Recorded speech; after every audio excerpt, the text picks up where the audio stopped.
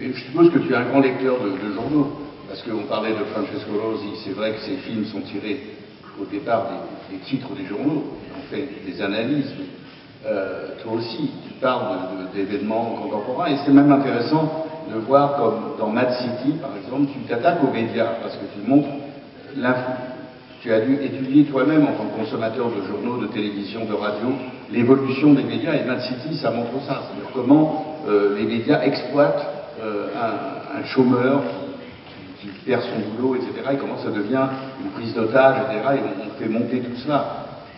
Mais moi, j'étais toujours intéressé par le cinéma, vivant dans un pays comme la France où la forme était, vous le savez très bien, était la chose la plus importante pour un film.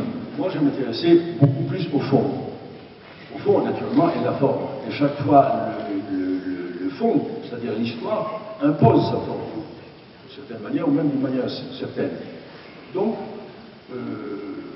si j'étais chercher des histoires ici et là, c'est parce que, comme je disais, je me concernais profondément, et qu'elle avait un sens, pas seulement personnel, elle avait un sens mondial, elle avait un sens en même temps personnel et aussi plus large dans la société.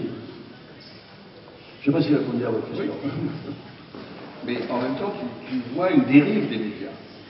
Alors, pour les médias, je sais bien que Billy Wilder, déjà en 1950, il a fait Le Gouffre chimère, où il montrait l'exploitation par Kirk Douglas d'un fait divers.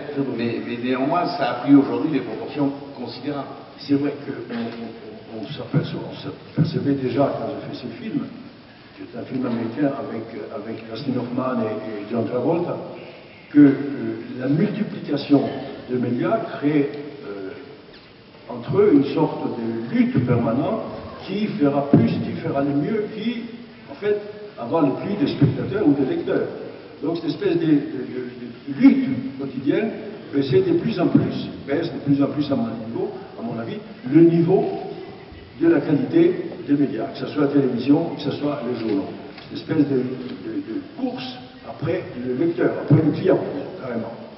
Donc c'est un tout petit peu ça, les films.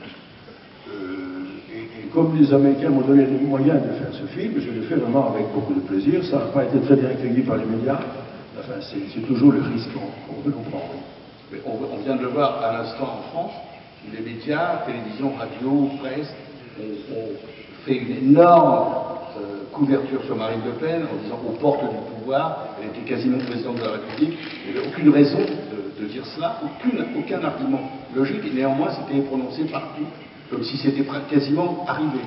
Moi, je vais même un peu plus loin que vous. Je pense que le phénomène Marine Le Pen a été complètement par les médias, parce qu'ils l'ont mise tellement en avant depuis maintenant plusieurs mois, depuis qu'elle est présidente de ce parti lamentable, et qui, tout d'un coup, elle est devenue légitime. Ils l'ont légitimée à force de la passer tous les jours aux médias, d'entendre son discours, qui est anti-européen, qui est anti-ceci, anti-cela, anti plein de choses, naturellement raciste. Il ne dit pas raciste, il dit ouvertement, mais il dit qu'il y a trop d'étrangers en France, etc., etc. Donc, à force, pour le public, qui a des problèmes naturellement, de l'écouter et d'être légitimé aux médias, il y a beaucoup de gens qui se disent bon, c'est la solution, bah, il faut la voter. C'est-à-dire, si on regarde attentivement les chiffres, ça ne va pas loin bien. Quand 50% de Français votent, et parmi ces 50%-là, il y a à peu près 25% pour Marine Le Pen, faites le calcul, il n'y a pas beaucoup de Français. Mais en fait, on dit maintenant que c'est le deuxième parti de France. Donc, elle est encore plus légitimée qu'avant.